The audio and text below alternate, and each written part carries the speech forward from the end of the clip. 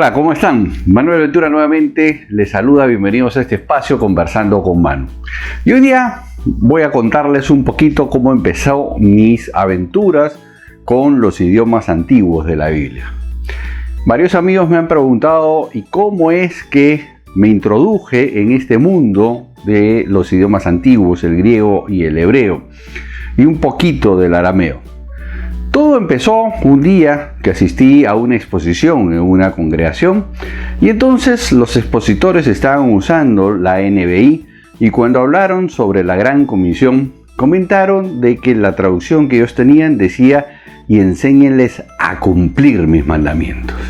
Y entonces de alguna manera en mi cerebro hubo algo que no cuadraba, hizo crack, porque la traducción que yo manejo, que es la Reina Valera 1960, decía guardar. Y entre guardar y cumplir, pues había en mi concepto un abismo de diferencia.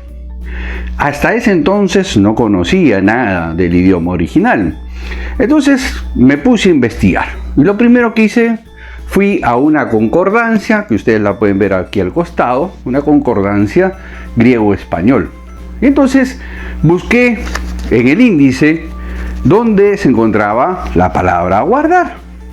Y como ustedes pueden ver aquí, encontré una referencia, después me fui hasta la referencia y encontré exactamente en qué pasajes se encontraba esta palabra guardar. Pero lo interesante es que encontré esta palabrita, teireo. No tenía idea qué significaba teireo en ese momento, así que tuve que hacer una investigación. Abrí el Google y empecé a buscar en las traducciones de griego al español y entonces empecé a encontrar varios significados, varios temas al respecto y al final logré llegar a la conclusión que la traducción correcta es guardar. Pero no es guardar como guardar las normas, ni tampoco guardar debajo de un escritorio. El concepto de guardar de teireo es algo así como guarda el tesoro.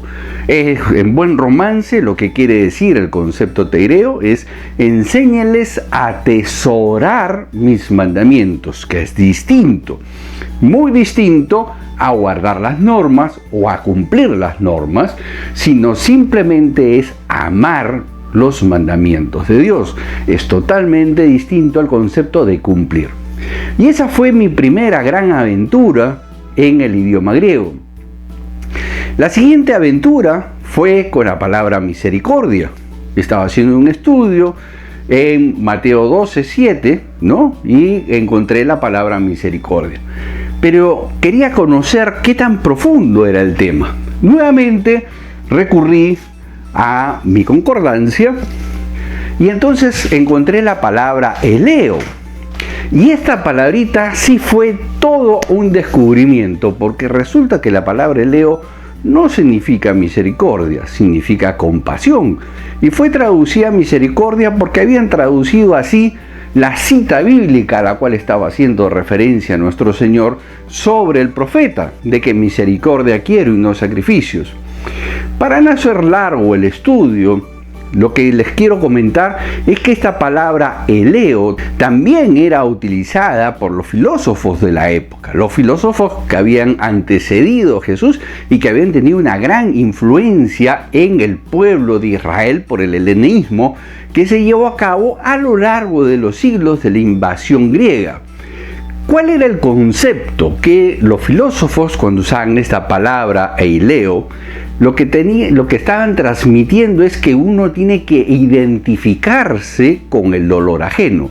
Es decir, cuando yo veo a una persona, no solamente en dificultad, no solamente me pongo triste o me congojo por la situación ajena, sino que me identifico con la situación ajena y hago mía la situación ajena y hago mío el dolor ajeno. Ese es el concepto filosófico que encontré de esta palabra empleada entre el siglo I a.C.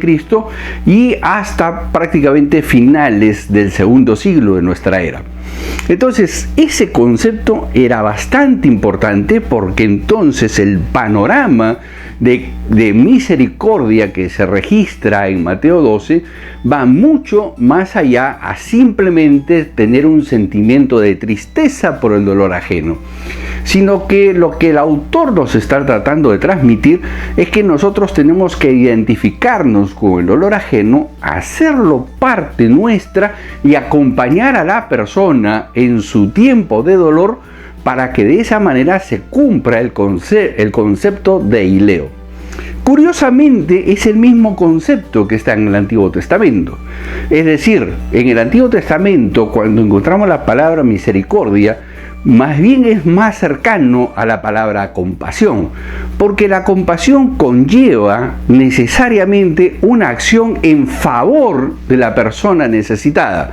Es decir, que demanda no solamente un tema emocional interno, sino demanda necesariamente una acción con el tercero.